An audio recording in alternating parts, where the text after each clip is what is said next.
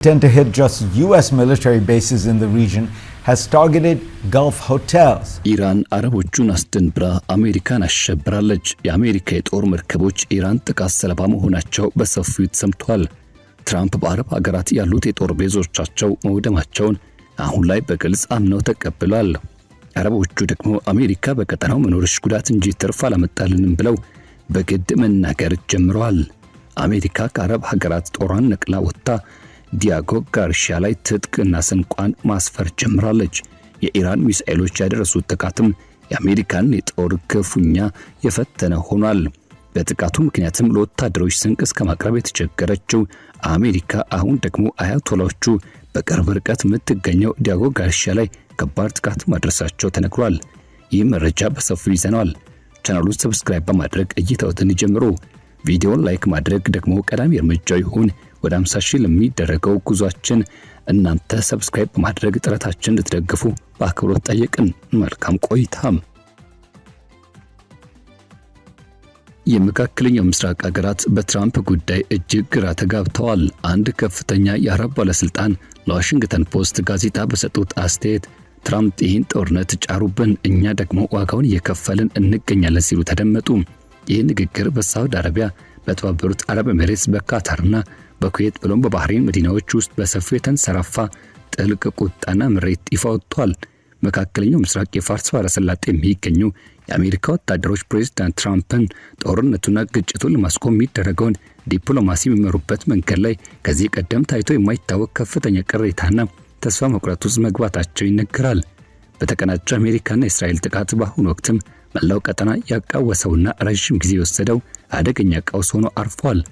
የኢራን ባለስልጣናት በሚሳኤሎቻቸውና በአጥፊ ድሮኖቻቸው አማካይነት በባህረ ሰላጤው ሀገራት የኃይልና የኢነርጂ መሰረተ ልማቶች እንዲሁም ወታደራዊ ተቋማት ላይ ተደጋጋሚ ጥቃቶችን ፈጽመዋል። በዓለም አቀፍ ደረጃ የሚሰራጨው የነዳጅ ምርት 1/5ኛው እጅ የሚያልፍበት የሆርሙዝ ወሽመጥ ሙሉ በሙሉ በሚባል ደረጃ ተከርችሟል ወይም ደግሞ ለረጅም ጊዜያት እንቅስቃሴው በከፍተኛ ሁኔታ እንዲገደብ ግድ ብሏል። በእነዚህ ባህር መንገዶች ላይ የሚያልፈው የነዳጅ ጫኝ መርከቦች እንቅስቃሴ በ90 በመቶ ገደማ ቀንሷል። ቀደም ሲል አሜሪካ የደህንነታቸውና የሉዓላዊነታቸው ዋነኛ ዋስትና አድርገው ይመለከቷት የነበሩ የባህረ ሰላጤው መንግስታት አሁን ላይ ዋሽንግተን ዘላቂ ሰላም ማምጣት ተስኗታል ባለችበት ሁኔታ የጥቃቱና የውድመቱ ሰለባ ሆነው ራሳቸውን እያገኙት ይገኛሉ። ቀደም ሲል በግል ይነገሩ የነበሩ ቅሬታዎች አሁን ላይ ወደ አደባባይና ወደ ተጠናከረ ወጥ ወደሆነ ቀጠናዊ ድምዳሜ ተቀይረዋል። ይህም ደግሞ የግጭቱ የባህረ ሰላጤውን ቀጠና የበለጠ አስተማማኝ ደህንነት ተጠበቀ ለማድረግ ሲባል የተደረገ ቢሆንም ውጤቱ ግን ቀጠናውን ለባሰ አደጋና አለመረጋጋት ዳርጎታል። ይህ የሚለው ሐሳብም በብዙ መልኩ የተሰራጨ ነው። አረቦቹ በአሜሪካ አመራር ላይ ያላቸው እምነት ሙሉ በሙሉ መሸርሸሩን ይናገራሉ። አንዳንዶቹ ደግሞ ለበርካታ አስርት ዓመታት የቀጠናው ደህንነት መዋቅር ሲደግፉ የቆዩት ግዙፍ የአሜሪካ ወታደራዊ ማዕከላት አሁንም ቢሆን ብሔራዊ ጥቅሞቻቸውን ያስጠብቃሉ ወይስ ደግሞ አደጋው የበለጠ እንዲፈጠር ይጋበዛሉ የሚለው ጥያቄ በሚስጥር ማንሳት ጀምረዋል። ለዚህ ደግሞ እንደ ምሳሌ መጥቀስ የሚቻለው የኢራን እጅግ ዘመናዊ ባላስቲክ ሚሳኤሎችና ድሮኖች በባህሬን የሚገኘውን የባህር ኃይል ድጋፍ ሰጪ ማዕከል በገባር ሁኔታ በደበደቡበት ወቅት ላይ ለበርካታ አስርት ዓመታት አሜሪካ 5ኛው የባህር ኃይል ዋና መምሪያና የኃይል ማዕከል ሆኖ ያገለገለው ይህ ምሽግ መሰበሩ ነው። ለአሜሪካ ጥቃት የተሰጠው አፋጣኝ ምላሽ ጥቃት ሆኖ የጀመረው ይህ እርምጃ በፍጥነት በአሜሪካ ባህር ኃይል መካከለኛው ምስራቅ ያለውን የኃይል ሚዛን የማስጠበቅና የጦር አቅምን የማሰማራት ድክመትና ተጋላጭነቱ በግልጽ እንዲወጣ ግድ ብሏል። የዚህ ድንገተኛ ጥቃት ያስከተለው ተጽዕኖ ተከታታይና ውስብስብ ወደ ሆነ ሎጂስቲክስና የምግብ አቅርቦት ቀውስ ተቀይሯል። ይህም ደግሞ ለ9 ያህል ወራት በባህር ላይ ያረረፍትና ያለ በቂ ሎጂስቲክስ ድጋፍ የቆየውን የዩኤስ አብርሃም ሊንከን የኒውክሌር ጦር መርከብ አባላትን ለአካላዊና ስነ ልቦናዊ ውጥረት ተዳርጓቸዋል። መርከቧ ከአስተማማኝና ደህንነታቸው ከተጠበቀ ወደቦች ርቃ የባህር ላይ እገዳዎችን በመጣልና ከፍተኛ ውጊያ የሚጠይቁ ወታደራዊ እንቅስቃሴዎችን በማካሄድ ላይ ሳለች ነበር የምግብና መሰረታዊ ቁሳቁሶች እጥረት፣ የንጽህናና የመኖሪያ ሁኔታዎች መበላሸት እንዲሁም የአእምሮ ጤና ጫናዎች በከፍተኛ ሁኔታ መጨመራቸውን የሚገልጹ ዘገባዎች በስፋት መውጣትና መሰራጨት የጀመሩት። የባህሬኑ ማዕከል መውደም አጠቃላይ የአሜሪካን ጦር አቅርቦትና ሎጂስቲክስ መስመር ስር ነቀል በሆነ መንገድ እንዲቀየር አስገድዷል። ከዚህ ቀደም በቅርብ ርቀት ይካሄዱ የነበሩት ፈጣንና ቀልጣፋ የመልሶ መቋቋም አቅርቦት መስመሮች በሙሉ አጭር ጊዜ ውስጥ ፈረሱ። በእነሱ ምትክም በህንድ ውቅያኖስ ውስጥ ወደሚገኘውና የአሜሪካና ብሪታንያ የጋራ ወታደራዊ ማዕከል ወደሆነው በርካታ ሺህ ማይሎች ወደሚርቀው ዲያጎ ጋርሻ ደሴት የሚዘረጋው ወደ 2200 ማይል የሚሸፍነው ለጥቃት እጅግ ተጋላጭ የሆነ አዲስ የቁሳቁስ ማጓጓዣ መስመር ለመዘርጋት ተገደዱ። ምንም እንኳን በመርከብ ውስጥ ያለው የኒኩለር ሞተር መርከቧን ያለምንም ፋታና እረፍት በባህር ላይ የማንቀሳቀስ አቅም ቢሰጣትም በቅርብ ርቀት የድጋፍ ማዕከላት በሌሉበት ሁኔታ ከፍተኛ የጦር ዝግጅትና እንቅስቃሴ ጠብቆ ለማቆየት የሚከፈለው ሰብአዊና ቁሳዊ ዋጋ እጅግ ከፍተኛ እንደሆነም በግልጽ ታይቷል። በቅርቡ በሳዑዲ አረቢያ በቱርክና በፓኪስታን መካከል የተፈረመው አዲስ የመከላከያ ስምምነት ለዋሽንግተን የተላከም ግልጽ መልእክት ተደርጎ እየተወሰደ ይገኛል። ይህ ሁሉ እየሆነ ያለውን ግን ወደ ዋይት ሃውስ ከባህረ ሰላጤው ሀገራት ጋር ግንኙነቱ መልካም እንደሆነ ኢራንም ከማንኛውም ጊዜ በላይ ተገላ እንደቀረች አሁንም አጥብቆ የሚከራከርበት ወቅት ላይ ነው። ከጦርነቱ መጀመር አንስቶ አብዛኞቹ የባህረ ሰላጤው መንግስታት ውጥረቱ በረዶ የዲፕሎማሲ ሂደት እንዲፈታ ይፈልጉ ነበር። ኦማን ከመጀመሪያውኑ ወታደራዊ እርምጃን አጥብቃ ተቃውማለች። ሳውዲ አረቢያ፣ የተባበሩት አረብ ኤሚሬትስና ባህሬን በመጀመሪያ አካባቢ የሁለትዮሽ አቋም ያሳዩ ቢሆንም እንዲያውም የኤሚሬትስ አየር ኃይል በኋላ ላይ በኢራን ኢላማዎች ጥቃት ደርሶበት ነበር። የአብዛኞቹ ቀጠናዊ ሀገራት ፍላጎት ግን ግልጽ ነበር። ይህም ወደ ግዛታቸውና ኢኮኖሚያቸው የሚስፋፋ ሰፊ ጦርነት እንዳይቀሰቀስ ማድረግ። የሳዑዲ አረቢያው አልጋ ወራሽ ልዑል መሐመድ ቢን ሰልማን ለፕሬዝዳንት ትራምፕ በአካል ደውለው ተጨማሪ ጥቃቶች እንዲያቆሙና ወደ ድርድር እንዲመጡ አሳስበው ነበር። የዓለም ኢኮኖሚ እንደሚጎዳና የባህረ ሰላጤው ሀገራት ለኢራን የበቀል ጥቃት እንደሚጋለጡም አስረድተው ነበር። ኳታር በበርካታ ሂደት ውስጥ በማለፍም በበኩሏ በኢራን እንዲሁም ከአሜሪካና ከኦማን ጋር መነጋገር ሆርሙዝን ለመክፈትና ውጊያ ለማስቆም ጥረት ስታደርግ ሰንብታለች።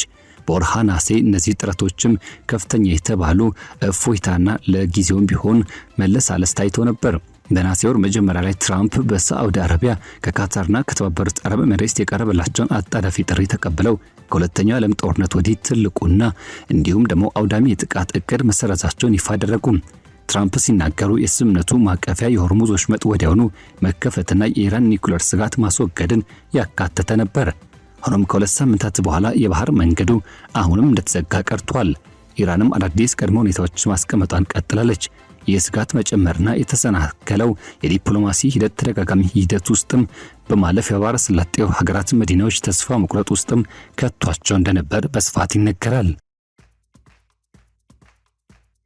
ኦፕሬሽን ኤፒክ ፉሪ ይፋ ሲሆን የአሜሪካና የእስራኤል የጋራ ኃይሎችም በኢራን ወታደራዊና የኒውክሌር ተቋማት ላይ ሰፊ የአየርና የሚሳኤል ጥቃት ፈጸሙ። የኢራን አፋጣኝና አውዳሚ ምላሽ ግን እጅግ ፈጣን ነበር። በማናማ የጆፌር የሚገኘውና ለበርካታ አስርት ዓመታት በፋርስ ባህረ ሰላጤ ለሚንቀሳቀሰው የአሜሪካ ባህር ኃይል እንደ ዋና ሎጂስቲክስ የእዝ የጥገናና የድጋፍ ማዕከል ሆኖ ሲያገለግል የነበረው የባህሬን ወታደራዊ ማዕከል በባላስቲክ ሚሳኤሎች፣ በአጥፊ ድሮኖች ተደጋጋሚና የረቀቀ ጥቃት ደረሰበት።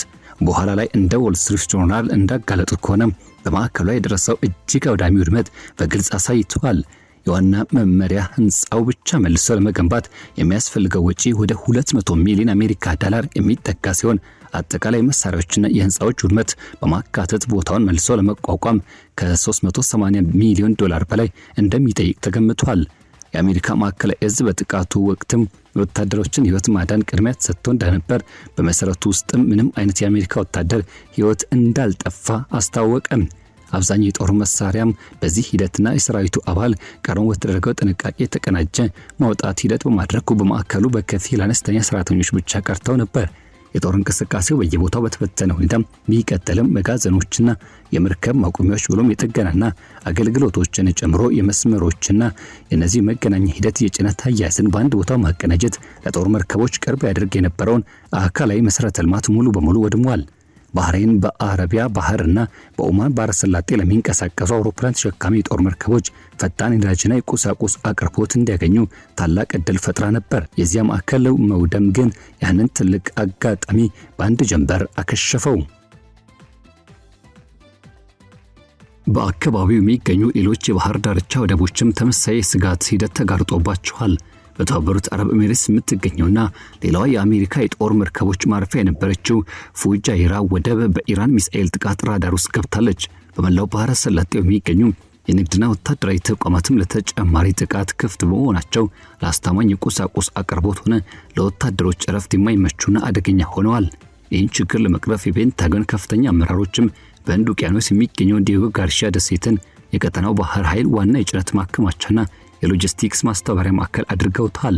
ዲዬጎ ጋርሺያ በብሪታንያ አስተዳደር ስር ያለችና በህንድ ውቅያኖስ ማዕከላዊ ክፍል የምትገኝ ደሴት ስትሆን ከስሪላንካ ወደ 1600 ኪሎ ሜትር እንዲሁም ከሶማሊያ ባህር ዳርቻ ወደ 3200 ኪሎ ሜትር ያህል ትርቃለች። ይህም ከጠላት ጥቃት አንጻር አስተማማኝ ስትራቴጂካዊ ርቀት እንዲኖራት አድርጓል። ጥልቅ የባህር ማቆሚያ፣ በርካታ የመርከብ መሳሪያዎቿ፣ ከ1 ሚሊዮን በርሜል በላይ ነዳጅ መያዝ አቅም ያላቸው ማከማቻዎችን ጨምሮ በቅድሚያ ተዘጋጅተው የተቀመጡ ወታደራዊ ቁሳቁሶችና ግዙፍ የጦር አውሮፕላኖችም የጭነት አውሮፕላኖችን ጨምሮ የማስተናገድ የሚችለውን ረጅም የበረራ መንገድ ለተፈጠረው ቀውስ ጥሩ አማራጭ እንዲሆን አድርጎታል። የኢኮኖሚ ደህንነት ስሌቱ ከጦርነቱ በኋላ ለሰላጤው ሀገራት እጅግ አሳሳቢ ሆኗል። ከጦርነቱ በፊት ሳዑዲ አረቢያ ብቻዋን በቀን ከ6 ሚሊዮን በርሜል በላይ ነዳጅ በሆርሙዝ ሰላጤ በኩል ወደ ዓለም ገበያ ትልክ ነበር። ይህ ባህር መንገድ የዓለምን ነዳጅ አቅርቦት 1/5 ይሸፍን ነበር። የነዳጅ ጫኝ መርከቦች እንቅስቃሴ በመገታቱ ምክንያት ሪያድ የወጪ ነዳጅ ምርቷን በቀይ ባህር በኩል ለማዛወር ተገደደች። ይህም ከፍተኛ ተጨማሪ ወጪንና ውስብስብ አሰራርን አስከትሏል። የባህረ ሰላጤው ሀገራትም ለበርካታ ዓመታት ሲገነቡት የነበረውን የቱሪዝምና የውጭ ኢንቨስትመንት ፍሰትን በከፍተኛ ስጋት ውስጥም ጣለም። በወታደራዊ በኩል ያለው ጫናም እንዲሁ እጅግ ከባድ ነበር። የባህረ ሰላጤው ሀገራት የአየር መከላከያ ስርዓቶቻቸው መቶች የሚቆጠሩ የሚሳኤልና የድሮን ጥቃቶችን ከሽፏል። ባለስልጣናት እንደሚናገሩት የመከላከያ ሚሳኤሎቹ ክምችታቸው በከፍተኛ ሁኔታ አልቋል። አንዳንዶቹ መንግስታትም በቀጠናው የሚገኙ የአሜሪካ ኃይሎች የአሜሪካ ወታደሮችና የእስራኤል ጥቅም ማስጠበቅ እንጂ የነሱ ሀገራት ግዛትና ደህንነት መጠበቅ ቅድሚያ አልሰጡም ሲሉ ይጠይቃሉ። ጉዳዩን በቅርበት የሚያውቁት የቀድሞው አሜሪካዊ ዲፕሎማት ሲናገሩ ከጦርነት በፊትም ቢሆን የአሜሪካ ኃይሎች በቀጠናው በደስታ አልተቀበሉትም ነበር። በአሁኑ ወቅትም ይህ ግጭት ደግሞ የአጋርነቱን አለመመጣጠንና የፍትሃዊነት ይበልጥ አጉልቶ አሳይቶታል ሲሉ ተደምጠዋል። ከሲንጋፖር፣ ከአውስትራሊያ፣ ከምስራቅ እስያና ወይም ከአፍሪካ ዙሪያ ረጅም መንገድ ተጉዘው በባህርና በአየር ዲዬጎ ጋርሺያ የሚደርሱ እነዚህ ቁሳቁሶች እንደገና በታንከር መርከቦች፣ በደረቅ ጭነት መርከቦችና በፈጣን ጦር ድጋፍ ሰጪ መርከቦች ተጭነው በኦማን ባህረ ሰላጤ ወደሚገኘው የጦር መርከቦች መጓጓዝ ነበረባቸው። የጉዞ ጊዜው በጥበቃና በርቀት ምክንያት እጅግ እንዲረዝም አስገድዷል። አነስተኛ ቁጥር ያላቸው የድጋፍ ሰጪ መርከቦችም በመኖራቸው ምክንያት የቁሳቁስ ቅደም ተከተል ለመውጣት ተገዷል። ኢራንም ብትሆን በዚህ መሬታዊ ርቀት ሙሉ በሙሉ ከጥቃት ነፃ እንደማያደርግ በፍጥነት አሳይታለች። በመጋቢት የኢራን ኃይሎችም 2 መካከለኛና ረጅም ርቀት ተኳሽ ባላስቲክ ሚሳኤሎችን ወደ ዲዬጎ ጋርሺያ የተኮሱ ሲሆን አንደኛው ሚሳኤል ኢላማው ሳይደርስ ህንድ ውቅያኖስ ውስጥ የወደቀ ሲሆን ሁለተኛው ደግሞ የአሜሪካ ጦር መርከብ በአየር ላይ አክሽፎታል። ምንም እንኳን ሚሳኤሎቹ በወታደራዊ ማዕከሉ ላይ አካላዊ ጥቃት ወይም ጉዳት ባያደርሱም ጥቃቱ ግን የኋላ ደጋፊ መሰረተ ልማቶች ቢሆኑም የጠላት ኢላማ ውስጥ መግባታቸውን አረጋግጧልም ጭምር። በቅርቡ ደግሞ በደሴቲቱ ላይ ድሮኖች መታየታቸው ተጨማሪ የኢራን ጥቃት ስጋት አንዣቧል። በሳን ዲዬጎ ጋርሺያ ግዛት የሚገኘውና በኒሚትዝ የጦር መርከብ መደብ ስር የሚመደበው የኒውክሌር ኃይል ማመንጫ ያለው ዩኤስ አብርሃም ሊንከን የተሰኘው ግዙፍ የአሜሪካ አውሮፕላን ተሸካሚ የጦር መርከብ በህንድ ፓሲፊክ ውቅያኖስ ቀጠና የ7 ወራት መደበኛ ወታደራዊ አገልግሎት ለመስጠት በሚል እቅድም በህዳር ነበር ወደ ህንድ ውቅያኖስ ጉዞን የጀመረው። መርከቧ በጉዟ ደሴት ላይ አጭር ማረፊያ ካደረገች በኋላ በቀጠናው ላይ ያለው ወታደራዊ ውጥረት በከፍተኛ ሁኔታ በመጨመሩ ምክንያት ጥር ወደ መካከለኛ ምስራቅ አቅጣጫ እንድትንቀሳቀስ አዲስ ወታደራዊ ትዕዛዝ ሰጣት። በመርከቧ ላይ የሚገኘው የአሜሪካ አየር ኃይል ተዋጊ ክንፍ 9 ኦፕሬሽን ኤፒክ ፉሪ በተሰኘው አውዳሚ ጦር ዘመቻ የመክፈቻ ጥቃቶች ላይ በቀጥታ ተሳትፏል። ከዚያ በኋላ መርከቧ በተከታታይ የውጊያ አየር ካርታዎችን በማከናወን በኢራን የባህር ወደቦች ላይ የተጣለውን የባህር ኃይል እገዳ መጠበቅና በሆርሙዝ ባህረ ሰላጤ ላይ የሚደረጉ ወታደራዊ ተልእኮችን በማስፈጸም በቦታው ላይ እንድትቆይ ተደረገ። መርከቧ አሁንም በባህር ላይ ያለ ምንም እረፍትና መደበኛ ማረፊያ ለ9 ወራት ያህል የቆየች ሲሆን ይህም የተቀመጠውን የአገልግሎት ጊዜ ወሰን ያልፋል። የወጡ መረጃዎች እንደሚያመለክቱት የመርከቧ አባላት ለ200 ተከታታይ ያክል ቀናት ሙሉ በሙሉ የባህር ዳርቻ እረፍት ማግኘት አልቻሉም። በመርከቧ ላይ የሚገኙ ወደ 5000 ለሚጠጉ የባህር ኃይል ወታደሮችና መርከበኞች ከ12 እስከ 16 ሰዓታት የሚደርስ የረጅም የሥራ ሰዓት መደበኛ ሕይወታቸውን አካል ሆኗል።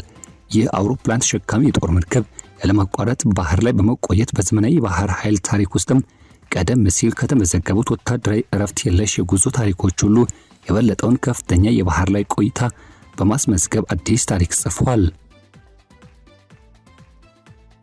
ከባህረ ሰላጤው መሪዎች ጋር አቅራቢ ግንኙነት ያላቸው እነዚህ ተንታኞች በሀገራቱ ዘንድ አጠቃላይ ስሜት ያልፈለጉትንና ያልተመኙትን ጦርነት እንዲወጉ መደረጋቸው ነው። የኤውሬዥያ ግሩፕ ተንታኝ የሆኑት ፊራስ ማክሳድ እንደገለጹት ሆነ የትራምፕ የኢራን ፖሊሲ በቀጠናው ዘንድም ምክንያታዊ ያልሆነ የማይቀያየር ተደርጎ ይወሰዳል። ዋሽንግተን የአረብ ባህረ ሰላጤ ሀገራት ኢንስቲትዩት ተመራማሪዋ አና ጃኮብስ በኩሏ የአሜሪካ አጋሮችም ዋሽንግተን እርምጃ ይበልጥ ለአደጋ እንዳይደረጋቸው ያምናሉ። እንደ አንድ ባህረ ሰላጤ ባለስልጣን ገለጻ ከሆነ አሁን በሪያድና በአቡዳቢ መካከል ያለው ከፍተኛ ቁጣ ከየካቲት የመክፈቻ ጥቃት ወዲህ ታይቶ የማይታወቅ ነው። ይህ ቁጣ በሁሉም ቦታ ላይ አንድ አይነት አይደለም፣ በጊዜ ሂደት የሚቀያየር ባህሪ አሳይቷል።